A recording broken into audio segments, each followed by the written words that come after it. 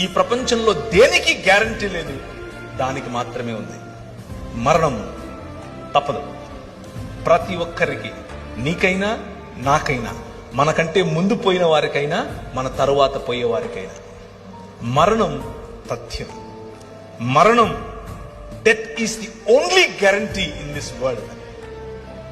దాన్ని మించిన గ్యారంటీ ఏది లేదు. కానీ దానికంటే బెటర్ గ్యారంటీ ఇంకొకటి ఉంది. అదేమిటి అనంటే, మా నాయన తన శరీరాన్ని నాటి 3 దినములైన తర్వాత బయటకు తీసి అంటున్నాడు, మరణమా నీ ముల్లెక్కడా అని పిలుస్తున్నాడు. ఈ రాత్రి నేను మీకు ఇచ్చేటటువంటి వాగ్దానం, ఆయన చేస్తున్నటువంటి వాగ్దానం, ఈ నిబంధన యొక్క సారాంశం, 5 రకాలుగా నేను చేసిన నిబంధనల యొక్క సారాంశం ఏమిటో తెలుసా? పునరుత్థానం, రూపాంతరము యొక్క చరమగీతం, పునరుత్థానం.